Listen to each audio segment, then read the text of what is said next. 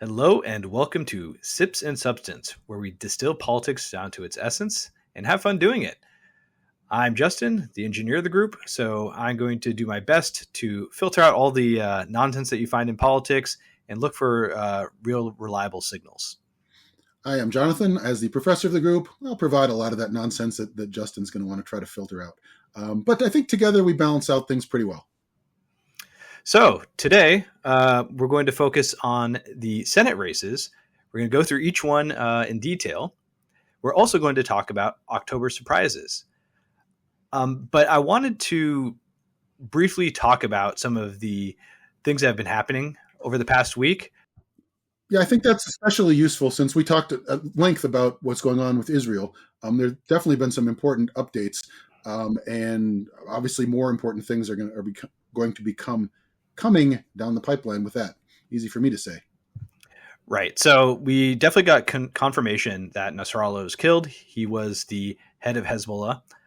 Israel has also killed his successor. So if that is a job that you don't want to have. Yeah, I think the larger point is like Israel is not stepping back, right? They're continuing to escalate while we're trying to get them to sort of calm down and have a ceasefire. They're showing no inclination to doing that, and they're attacking the leadership of Hezbollah pretty effectively, right? And going after related people all throughout the Middle East. Right? It's not just we're bombing in one certain place; they're going after people in Beirut, Syria, all kinds of things. Right. And regrettably, over 2,000 people have been killed in the strikes. Unfortunately, we don't know how many are militants, how many are innocents. The Lebanese health ministry doesn't really provide that level of information. But rest assured, I have to imagine that many people died who shouldn't have died. So we want to keep that in mind. Yeah, I think that's one thing that kind of gets overlooked, at least in general discussion, is the methods Israel's using to kill Nasrallah is not, say, a guy with a sniper rifle picking him off from a few hundred yards. They're using 2,000-pound bombs, which blow up entire buildings. So the collateral damage, I mean, that's worth an episode on itself, discussing whether the response from Israel is proportionate. Certainly, it's something that we shouldn't ignore. Iran retaliated against Israel for basically more than decimating Hezbollah leadership.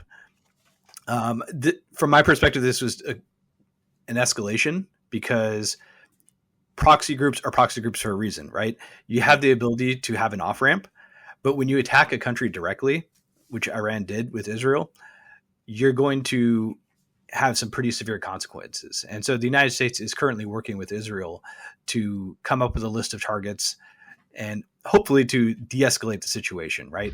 Because Israel really could escalate this much, much more. There's talk among the hardliners of attacking Iranian nuclear facilities. Obviously, Biden is very much against that.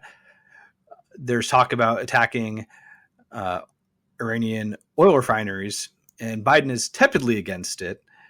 But I think that the national security team in America believes that it is a possibility. I'm not sure that I find that less inflammatory than blowing up the nuclear sites.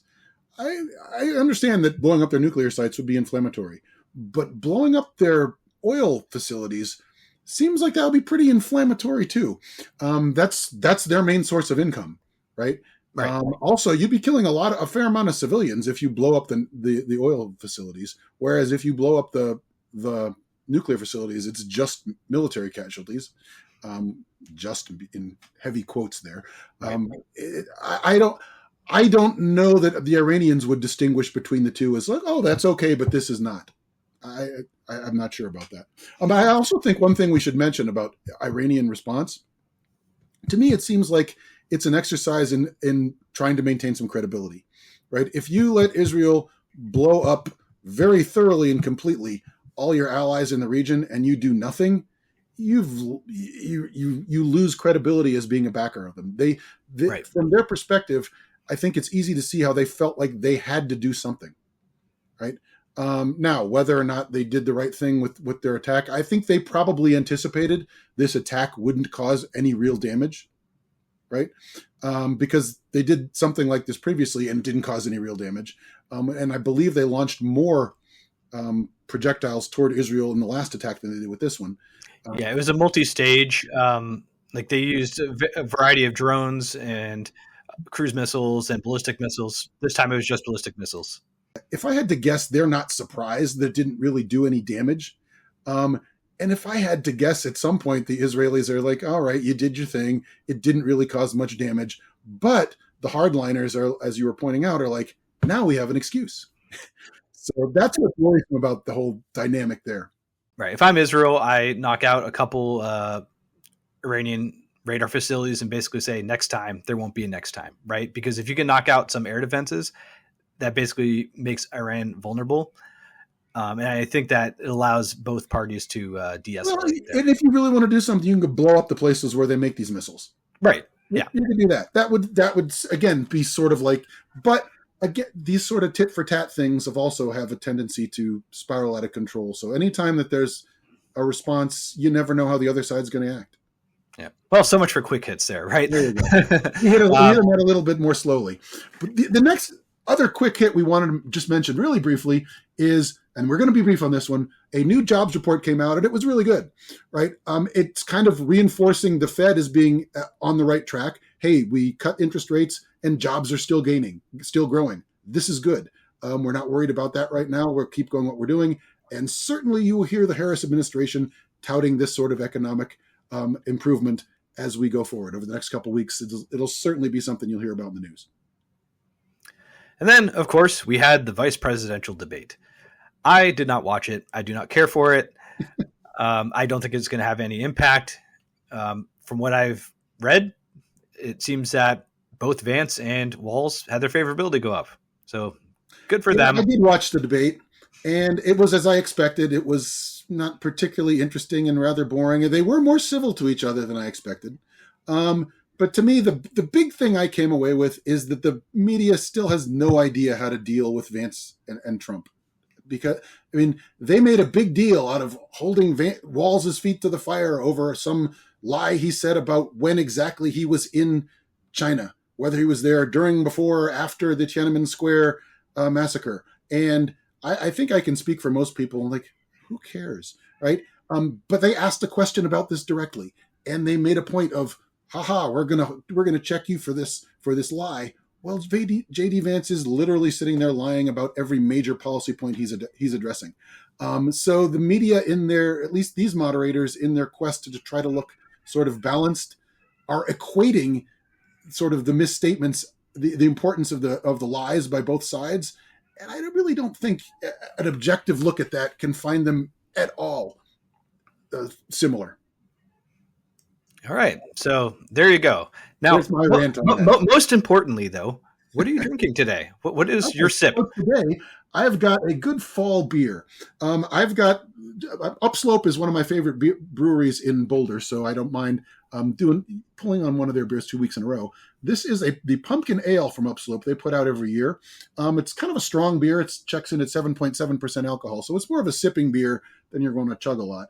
It's a very nice color to it, and it's one of my favorite pumpkin beers because it doesn't overdo the spice. It really is more pumpkin forward, and I like pumpkin more than a spice in the beer, and I don't like a really sweet one, and this one's not particularly sweet. This particular beer, I generally, when I'm done with my pumpkin beers for the year, I throw a couple in the back of the fridge and let them age for a year. So this has been aging for a year. It's very smooth today, really good beer. I recommend trying pumpkin beers this time of year because they're fun and you don't get them the rest of the year. Well, unfortunately for me, I did not have time to think about what I'm drinking. I guess I'm too much substance instead of sips. So not there you go.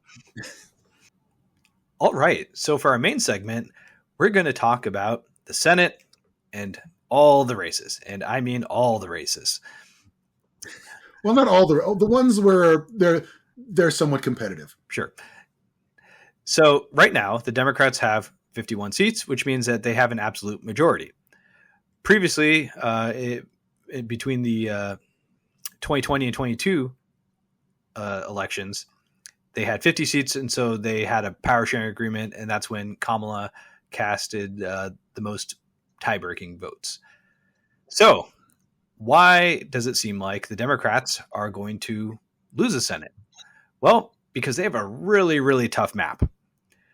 Joe Manchin, the favorite of progressives, I'm saying that very sarcastically, is retiring. He is the senator from West Virginia, and West Virginia is a very, very red state. And so that's a pretty big loss, and you're just not going to be able to replace him. So best case scenario, if everything else holds, you're looking at a 50-50 seat.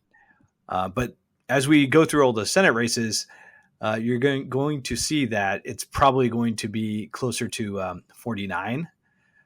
But, there could be some surprises. Democrats could go all the way down to 47, or they could go up to 51. And just briefly, I mean, I think most people know why this matters, but again, if it matters even more depending on who the different ways, depending on who the president is, right? So if Harris wins the presidency, she'll have trouble with any legislation that comes through, has to go through a Republican Senate. She'll have problems confirming any judges in a Republican Senate. If Trump is the president and he wins the Senate, which means there's probably a pretty good chance he'd win the House, he'd have a much clearer path sailing any legislation through if they control both sides. So it matters who controls the Senate in the abstract, but it matters differently depending on who's president. Right. Definitely. So, for those of you who don't know, the Senate reelects a third of the entire body every 2 years. So everyone who is currently senator now, they were elected in 2018. And you may recall that 2018 was a really good year for Democrats. That was basically the response to Trump winning in 2016. And so Democrats really overperformed. Now, the problem is when you have an overperformance, you kind of come back down to reality. And so a lot of these folks who won in traditionally red states, they have much, much more difficult races now.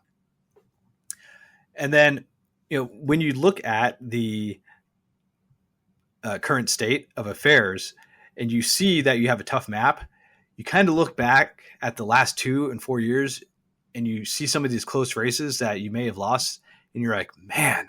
And that's common to all the parties too, because there's a number of times when Republicans were thinking, if only we hadn't nominated a witch to run in Delaware. Right. I don't know if you remember that one. That was a while back with I can't remember who. I remember the story. It was the woman was just completely wacky, and they didn't realize it until she's already been nominated, and they're like, "Ooh, this is a problem for us." So anyway, yeah, it's a standard thing. People are always crying over what we did or didn't do before. So what we've done today is we've sort of broken them down into categories based on how confident Democrats ought to be. And so we'll start with the ones where they're looking pretty good for Democrats. Before we do that, I want to tell our audience that it's okay to skip this section. We're going to go through all these competitive races. We have the chapters outlined on both YouTube and whatever podcast whatever listening platform that you're using. So feel free to use that. You might not be interested in the Ohio race or the Nebraska race or things like that. So now go on ahead. Okay. Well, although when we have some, hopefully we're interesting enough that you're going to want to listen to all of them. And we're going to do our best not to overburden you with too much detail about each one. But in any case, I think it's useful to start in Arizona. Because again, another Democratic progressive darling, Kristen Sinema, is retiring. Again, stated with irony. Fortunately for Ruben Gallego, who's running to replace her as the Democrat, he's running against Kari Lake. If you know anything about Arizona politics, and even if you don't, Kari Lake is nuts. She is as MAGA can be. She's a full-blown election denier. If you imagine any absurdly MAGA policy, she's right there. And so she's at a real disadvantage. She's like, I think, 7 down in the polls, I think, because we kind of came up with 7 to 9 down. And it looks like Gallego is pretty safe there. And he's a pretty solid candidate. He's a combat veteran. He's been in the House for a while. He's worked on the Armed Services Committee, right? And Kari Lake, again, is just kind of nuts. Right. And she said some pretty inflammatory things towards Republicans. John McCain is a darling in that state. And she basically told the McCain Republicans to get the hell out. So she's really good at building coalitions. Well, she's really good at sort of licking Donald Trump's boots, to use the milder of the cliche there. So anything Donald Trump is for, she's for even harder. So he doesn't like McCain. Of course she doesn't like McCain. So one of the things that we're also going to talk about is we're going to talk about the polling delta. So what we mean by that is, how is the senator polling versus how is Kamala Harris polling?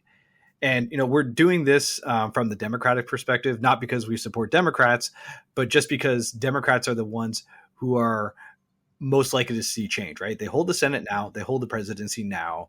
And so everything is going to be from that perspective.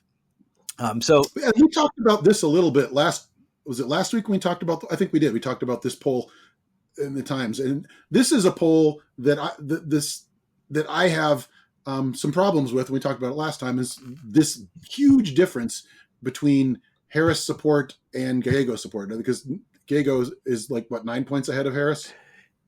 Yes. So yeah, Harris is behind in Arizona by about a point to 2 points. And Gallego's up 7 against Kari Lake. Yeah. Depending on the poll. Right. And you can see that, okay, yeah, she's nuts. We're going to vote for Gallego. Okay. But is the calculation that much different when comparing Trump to Harris? It's weird to me to think that a voter would say Kari Lake is too crazy for me to vote for, but Donald Trump is not. Yeah, it's really, and that's basically what you're getting. It's really strange. I don't understand it. I mean, I have to imagine that there's got to be some polling error. I can't explain it. You would think with that big of a difference, because again, there are plenty of eras where people split their tickets, and you can kind of see that from policy perspective, and but this isn't that kind of difference. They have the same. Trump and Lake have identical policies. It doesn't make sense from the traditional ticket splitting approach or analysis. Anyway, that one's looking pretty good for Democrats.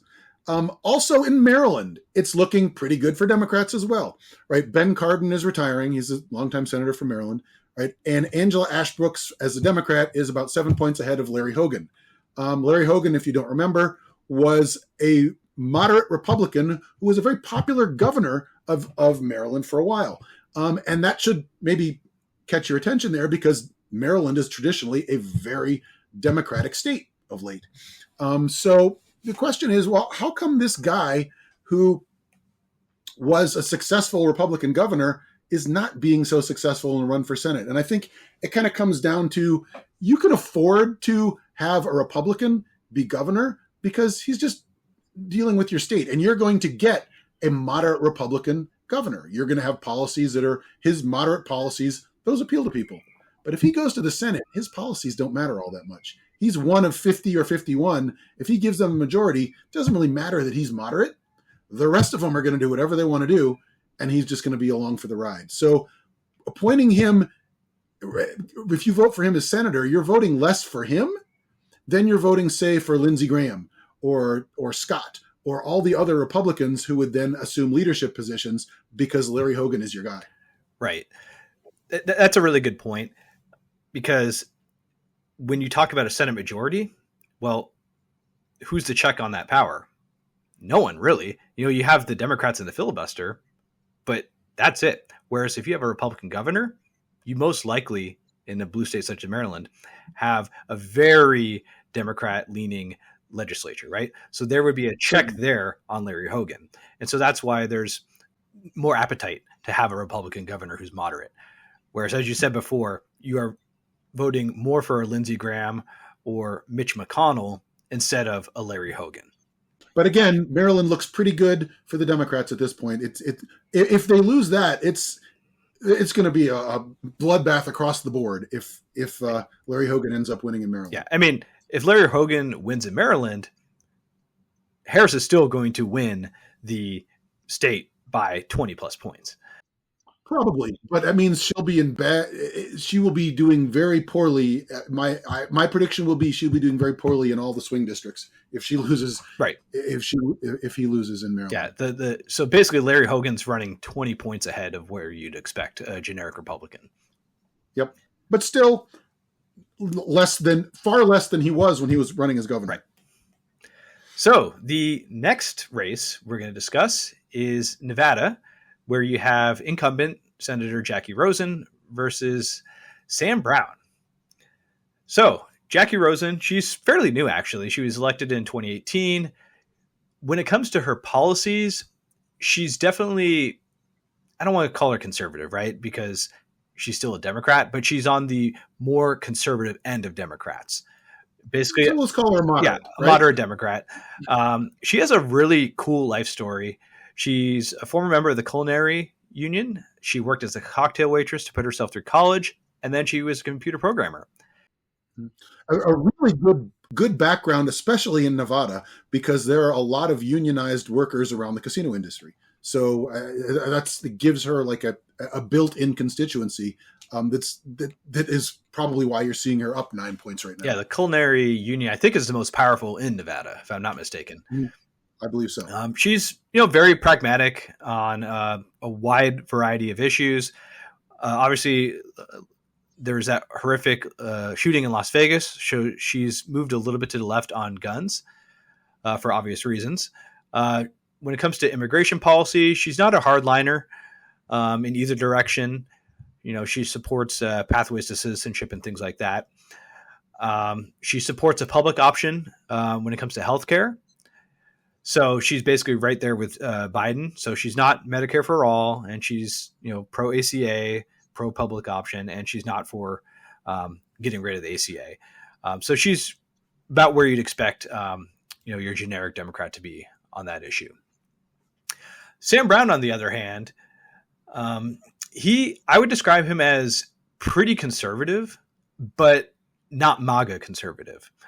So his story is that he was a combat veteran who is very visibly scarred from an IED explosion in Afghanistan. I suggest everyone look at the pictures just to show, the level of sacrifice he's done. And I think when it comes to what he would do on policy, he would definitely focus mainly on veterans affairs. He has basically walked the walk. He knows what it's like to have to recover after war. So even though he's, very conservative, undoubtedly this is going to be his number one issue, veterans affairs. And I think, this is a good example of how you can compete against incumbents and make it a somewhat close race, right?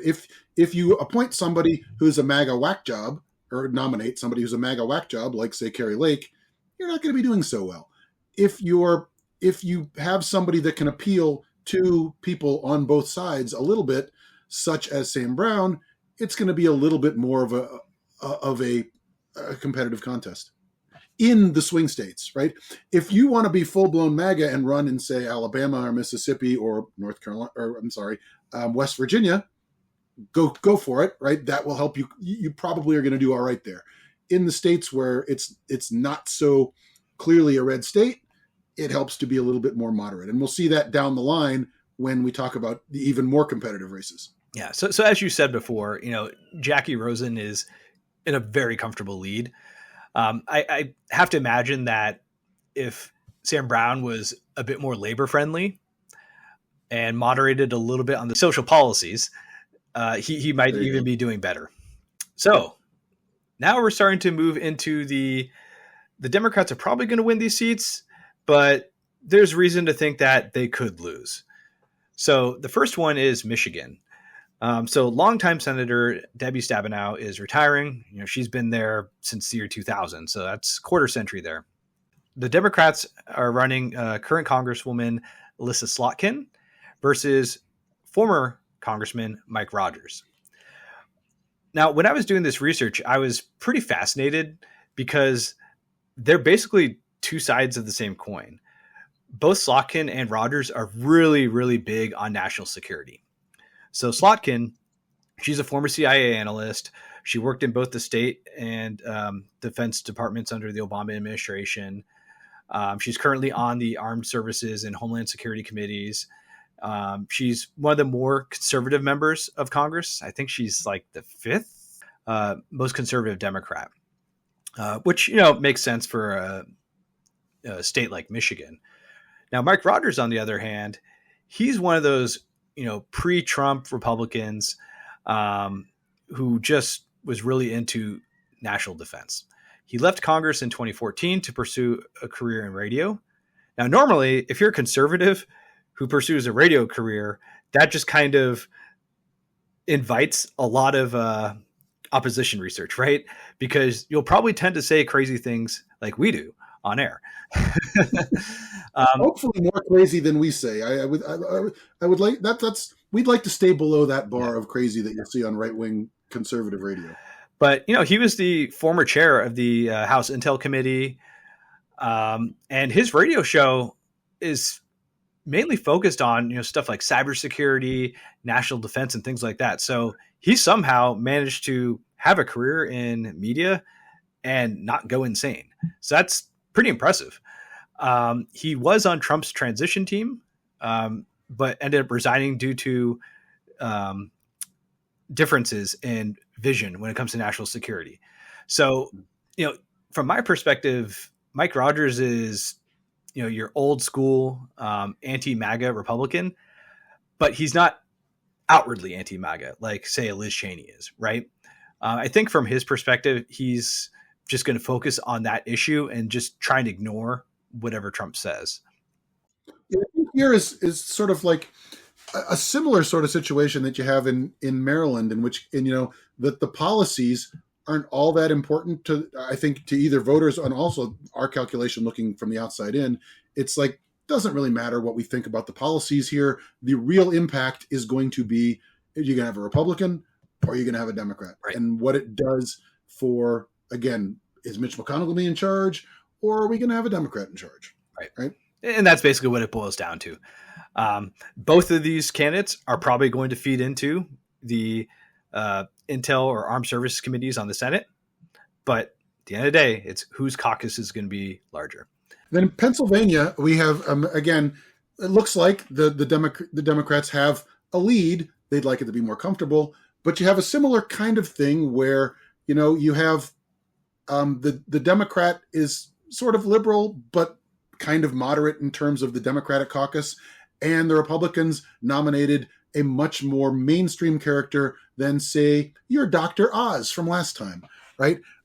When you put up a combat veteran who has a PhD in Princeton, served in the Bush administration, CEO of Bridgewater Associates, right? You've got a guy who has a little bit more seriousness about them, and somebody that can appeal to your moderate voters. And that's what has the Democrats a little bit concerned, right? Where normally you'd think, oh, incumbent senator doing pretty well, but they put up a reasonable candidate rather than a MAGA person. It's a completely different calculus. I'm sure Bob Casey would much prefer to be running against Dr. Oz. No doubt. So, Bob Casey, he's also been around for quite a while. His voting record's fairly liberal, but he also has quite a few moderate positions. He was one of the few pro-life Democrats. And I think while Roe v. Wade was still the law of the land, it allowed him the flexibility of just saying, hey, you know what? I'm very pro-life. I don't really need to worry about the policy because we have Roe v. Wade. Now, since Roe v. Wade got overturned, he's definitely softened up on the issue.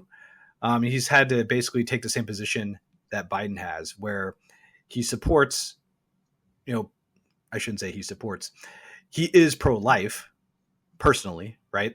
But when it comes to policy, he has become pro-choice. So very much like Biden there. And I would imagine that's probably, just a little digression, probably the position of a lot of people in this country, right? At least, it's not an unreasonable position to think, you know what, I don't think it's right for me and my family, but I don't want to tell you what's right for you or your family. Right. And if more people would adopt that sort of position, I think we'd probably be better off. Yeah. And so when he ran back in 2006, he said that he would vote to confirm Samuel Alito and John Roberts to the court. So that shows that, he's willing to reach across the aisle. I'll bet you he wouldn't say that today. No, I don't think so either. And the evidence of that is that the last 3 Supreme Court justices that were Republican, he voted no against. And he has very valid reasons for voting no against, Kavanaugh and Gorsuch and Amy Coney Barrett that have nothing to do with policy, right? He could be okay with, Gorsuch's credentials, but the way Gorsuch was appointed was very controversial. And same with Kavanaugh and Amy Coney Barrett. Obviously, he's very pro-labor. He's really big on the pre-existing conditions portion of the ACA, which is obviously, I think, the most popular part of the ACA. So he's basically a popularist when it comes to policy, and definitely on the more moderate / liberal side of things. So to the left of Slotkin, but to the right of many, many other candidates. And obviously, as you mentioned, the Dave McCormick's resume, he basically has the resume you would expect of someone running for Senate, right? So I think he's a good candidate from the Republicans' perspective. But, it looks like Bob Casey's running about 6 points ahead of McCormick. And so you have that polling delta that we talked about between Casey and Harris. That's about 5 points. So Harris is basically up 1 point in Pennsylvania. It's a real toss-up. But Casey, he has a comfortable lead. But if polling converges, then he could be in real trouble. Yeah, I think it's interesting to note that all of these races, basically, the Senate candidate is doing better than Harris, which again is hard to kind of wrap your head around in the way that people are far more sort of restricted in their parties, or far more rigid in their party selection these days. People tend not to think, oh, I'm a Republican, but I could vote for a Democrat here, or vice versa.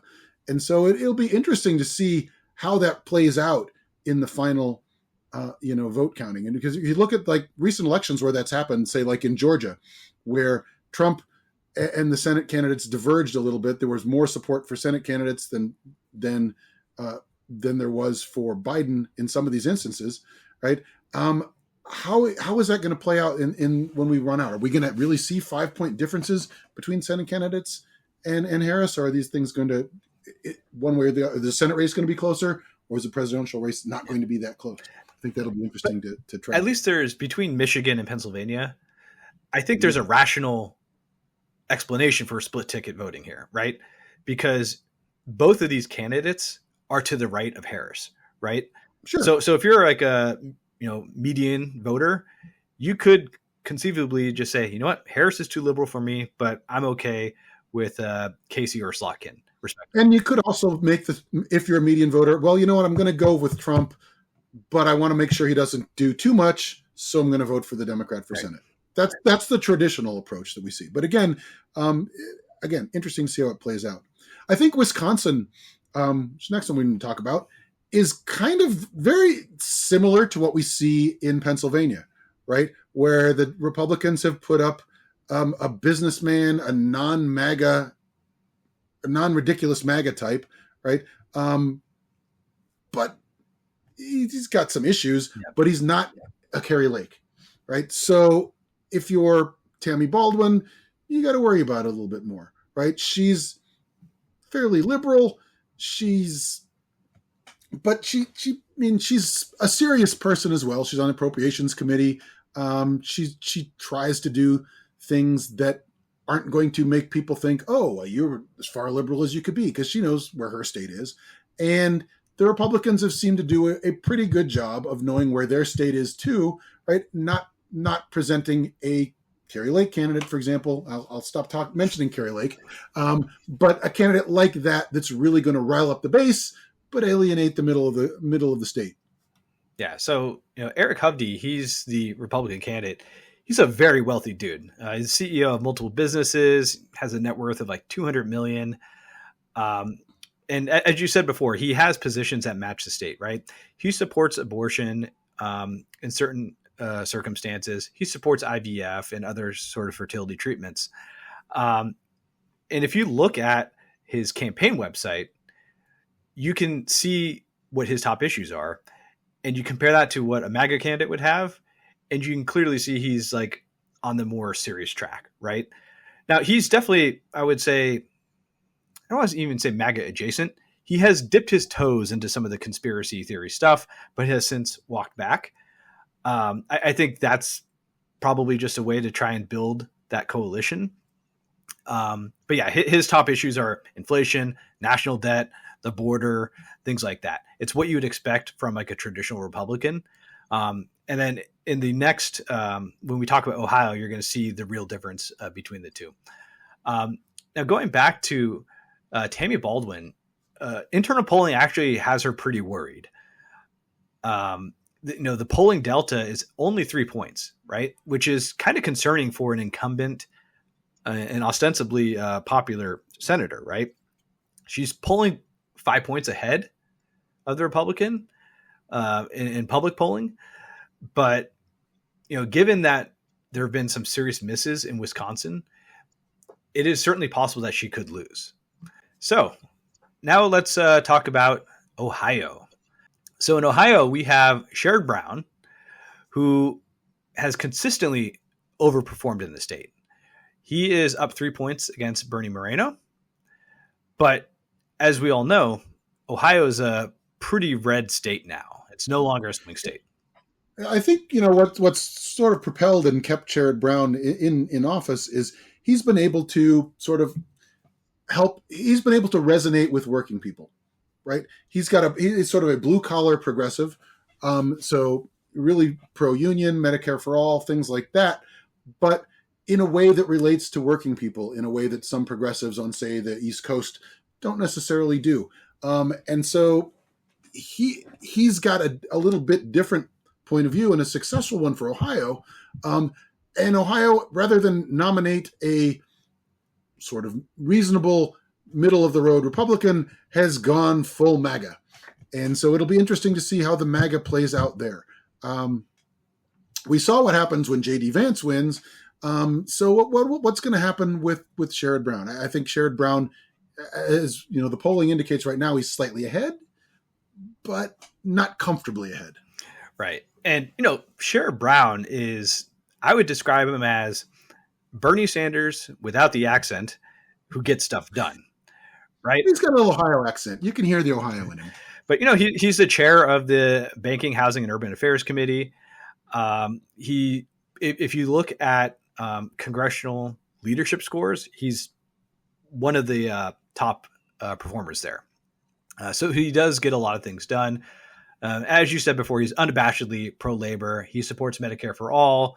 He's just that, blue collar progressive, as opposed to that coastal progressive. So Bernie Moreno, that guy, I feel like I'm getting a little bit of deja vu, because he has said back in 2016 that Donald Trump is a maniac. And he also supported a pathway to citizenship for undocumented folks. So what changed? Somehow he changed his mind. Yeah.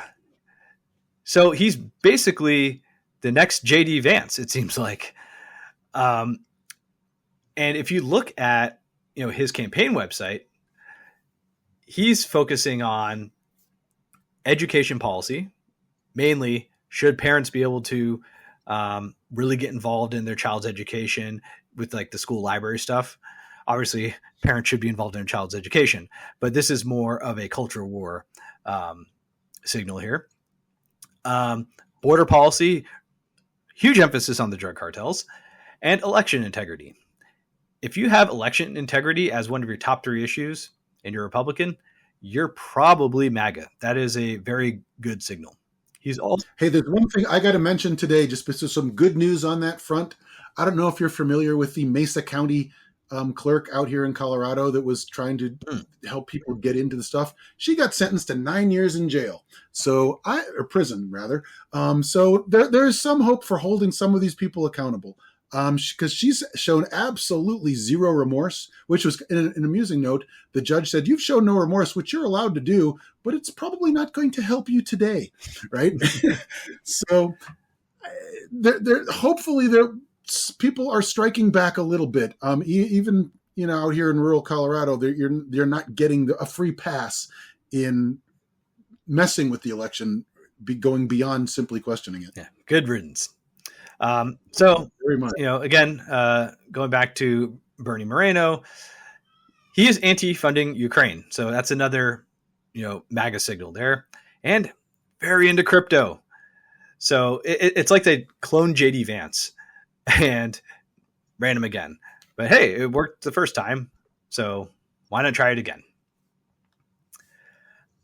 So this next group of senators are real reach seats for Democrats. They're almost certainly going to be Republican. So the first one, I think it's worth there. I would like to start with in Montana, yes, because that's the one where there is a Democratic incumbent, and that's got the biggest chance of switching, other than West Virginia, where we have a retirement, right? So in Montana, John Tester is running behind Tim Sheehy, but he's still within shouting distance.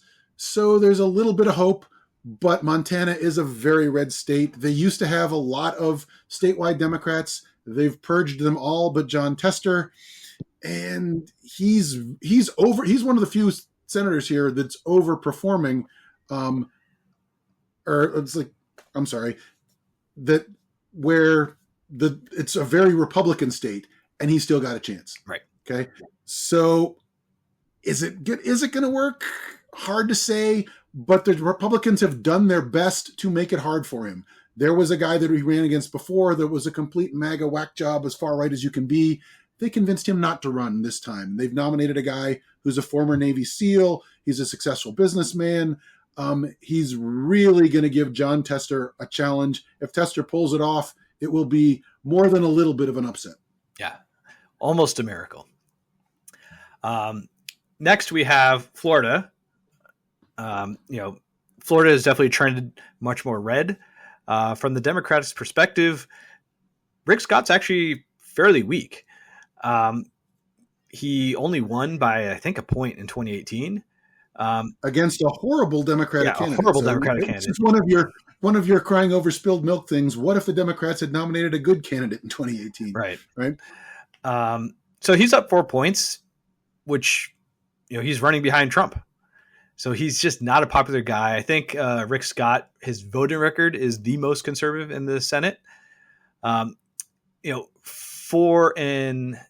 For a senator who has an aging population, I think that's a good way to put it. He's very hostile towards some of these programs that seniors depend on. So I could see, if polling is off in the Democrats' favor, I could see Rick Scott losing by about a point or two. But it's definitely a reach seat for the Democrats. We're not holding our breath. Let's put it that way. Yeah. I think the same thing applies in Texas, like with Ted Cruz, who somehow, as being arguably the least likable person in the country, let alone person in office, still manages to win every time, because the Democrats have not been able to put up a really good candidate against him, despite what progressives think about Beto O'Rourke. He really never gained any traction with the moderates or the Republican-leaning people that you need. They're trying something different this time. They've nominated Colin Allred, who's a former NFL player, very conservative Democrat. So he's also within shouting distance.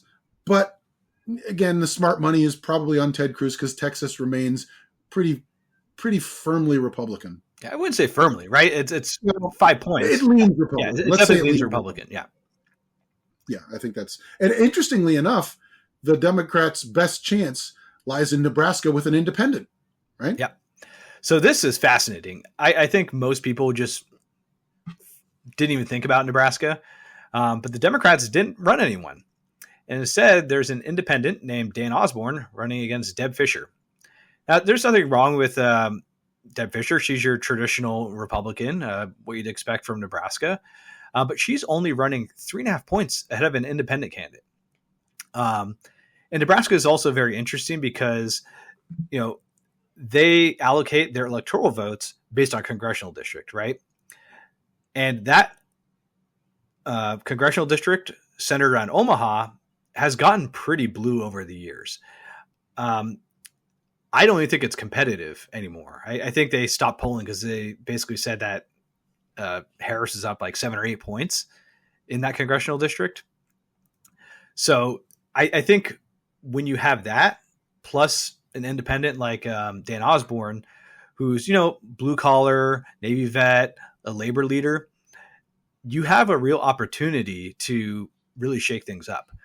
Now, the Republicans are probably going to win, but boy, if Dan Osborne wins, I don't even know what the Senate would look like, right? Because you combine him with, say, Lisa Murkowski, the independent from Alaska. What's that going to do? What's the power sharing agreement going to look like? Are they going to shift coalitions based on vote? I mean, it would be very weird. And I think for like all the political nerds out there, it'd be really fascinating. It'd be very interesting. Yeah. Yes, I think I would be very fascinated to see what would happen. And I would certainly prefer that to watching Mitch McConnell run the place as the leader again. Although I guess he's not. He may or may not run for leadership. No, he's not. I think it's the battle between the two Johns, John Thune and John Cornyn. Well, I guess it'll be different, but who knows what's going to happen. But yeah, I think overall the Senate races will be interesting to follow, and I think some of the earlier ones that close out earlier in the evening will give us some insight into how Harris is doing too. Right. Okay, so it's October, so now's a great time to talk about October surprises. So, what is an October surprise? I would like to define it as a particular event that wasn't predictable and can have a pretty big impact on the race. A great example of that was the Access Hollywood tape, where Trump said, "Oh, you can grab them by the pussy, they'll let you do anything." That was shocking. It caused a lot of politicians to say Trump needs to drop out. But then on the other side, it actually didn't really affect anything. So was it an October surprise? Well, it was surprising in October, and politicians reacted to it. But that's as far as it went. See, I would have a more just general definition of October surprise, just something that happens in October that's unexpected, right? Because some of these events, the campaigns still have to deal with them. Whether or not they have an impact or not is you can't. I don't like to use that to define what's an October surprise, because it's definitely an October surprise that thing came out. But the Trump campaign managed to blunt any impact it was going to have. I think we're having sort of the Fifth Avenue effect. Like he can stand on Fifth Avenue and shoot somebody. He can certainly talk about grabbing genitals and kind of get away with it, right? Yeah. I think it's especially this year when we think what's an October surprise, we can't really judge until after the fact whether or not it had an impact. Right. So when the things come up that you guys are going to hear about, I'm sure over the next few weeks when they do pop up, we will talk about them and sort of talk about them in terms of what effect they could have. We won't really know until later. So, in terms of predictions, I'm not sure if we necessarily want to go into it, but I think we can. You're putting on your Nostradamus hat for us? Well, I think we can show our listeners and viewers where to look for potential surprises. And to me, the obvious one is any sort of escalation in the Middle East, right? Sure. And the biggest one there would be if Israel bombs Iranian oil ports, oil facilities, and the price of oil shoots up.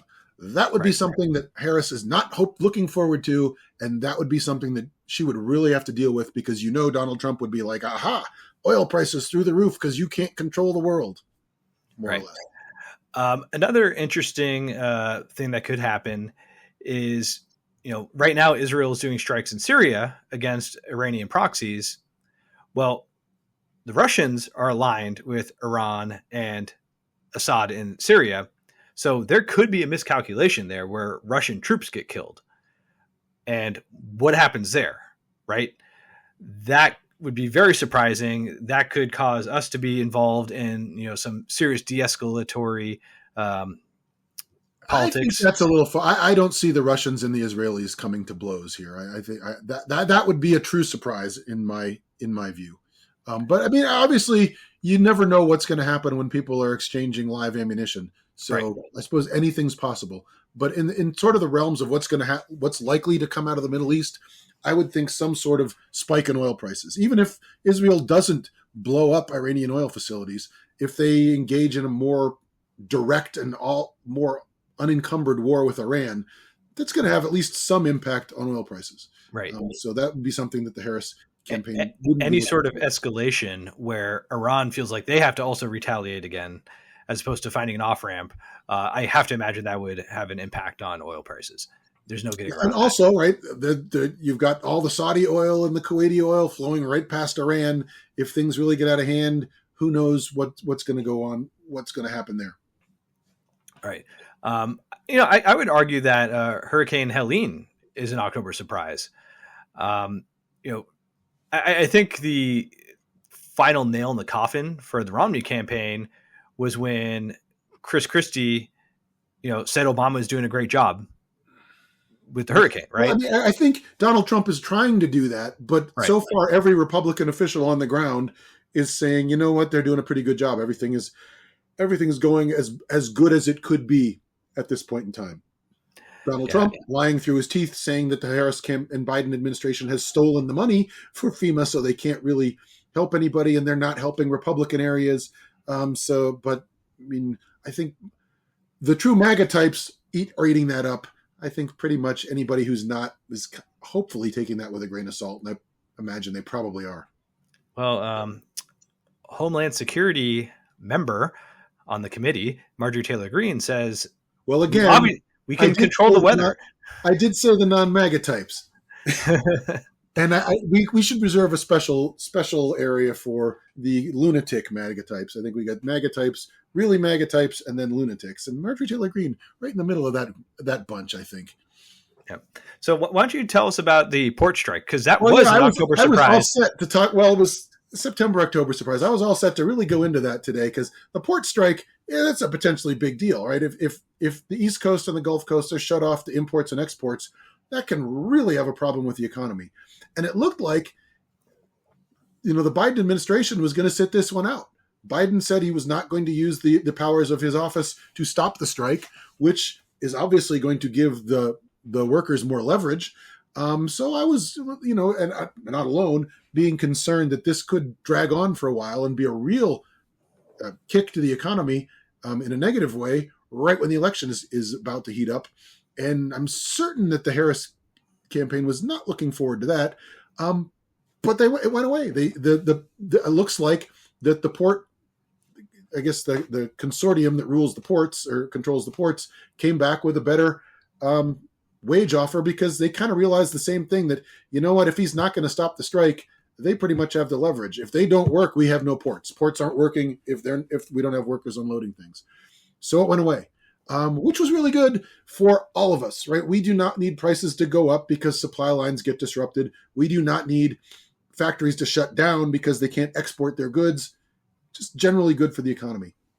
It does raise some interesting questions, though, sort of to go along with it, about the relationship of the Biden administration and Harris campaign to the unions, right? Traditionally, in the last bit, unions are always very pro-Democrat, and they're endorsing Democrats and getting a lot of votes for Democrats.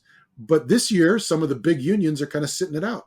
The Teamsters have decided not to endorse, and a big firefighter union just decided not to endorse, because in both instances, a lot of the rank and file are becoming more Trump supporters, right? And anecdotally, I've heard similar things. I have a brother-in-law who's a union worker in Chicago, right? And he says a lot of his union members, most of them, are Trump supporters, right?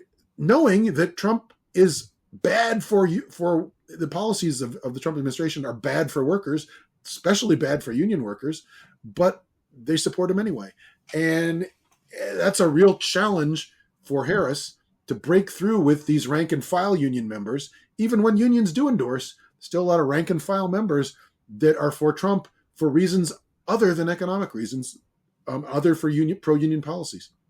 Yeah, and I think the head of this particular union of the port workers, he's a pretty big Trump supporter, if I'm not mistaken. It's sort of mixed, right? He appeared with Trump recently and took pictures with him, but he also endorsed Biden in 2020, right? So Interesting. kind of up in the air. But I'm sure that there are a lot of these individual dock workers that are very strong Trump supporters. Right. And I believe that the union is sort of isn't. I don't think they've endorsed anyone yet. So it wouldn't surprise me if they sat out as well, right? But the idea is, even if the leadership is supporting you because they're looking at it from a policy perspective, the rank and file isn't necessarily making those same decisions, which I think is sort of reflective of the country at large, right? If you make decisions for your presidential candidate based on policies that are going to be beneficial to you, for the working class, high school degree educated voters, there's not a lot that Trump is doing that's actually going to help you out, right? But they like him anyway. So that's still the big challenge that Harris faces. Even when they do, they basically the Biden-Harris administration can point to, hey, we helped get you to this settlement, because they did. They were involved, right? They didn't stop it, but they're putting pressure on both sides to make a settlement, and it's worked in favor of the unions. You'd think the union would be like, this is great, we're going to vote for Harris. That's not what they're seeing. Yeah, at the end of the day, politics is perception. Mm-hmm. And, regardless of policy, I think there's just this stigma of Harris being a California coastal elite. Whether or not that perception is true isn't particularly relevant, right? That's what the campaign's for. And, she's doing her best, but, at the end of the day, Trump just has this ability to, I guess, quote, say what's on his mind. And that just really resonates with these working class types. Well, and again, in terms of overcoming perceptions, there's biases that she has to overcome. Yeah. That Biden doesn't, right? Biden is a white male, and traditionally in your white male dominated industries, you don't have to overcome that. There's not a stigma for being a white male, but you have to get people comfortable with voting for you if you're a black woman, right? Different challenges. Probably, I'm sure that has some impact in the difference in support that Harris has among union members versus what Biden had among union members. Yeah, he's Scranton Joe for a reason, right? Yep. Between the port strike, Middle East escalation, I really don't want to try and predict of. Well, that's why they're October surprises, right? Yeah. If we could predict them, they would be October expecteds. So let's go with, we don't know what's going to happen, but we're pretty sure something will happen, right? And whether or not it rises to the level of, say, Trump getting COVID, people pay attention to, doesn't seem to matter much. Or Jim Comey releasing some commentary about the emails they found on a computer, right? Where it did seem to have an impact on the race. We don't know yet, but we'll be there to comment about it. And will hopefully help us navigate what's going to actually happen in the last month or so before the election. Yep. A good campaign will be able to handle it regardless. Yeah, I think that's a good point to wrap up on for the week, right? Sort of what to look for going forward, or figure out what surprises as a voter. Like, think about what surprises might matter to you, right? And then talked a lot about these Senate races. They're going to be in the news. They're going to be more and more important as we come closer towards Election Day. But I think, we kind of set the stage pretty much. Hopefully, you guys get a good grasp on what's going on with these individual races. All right. And with that, we will see you next week. Goodbye. Bye-bye.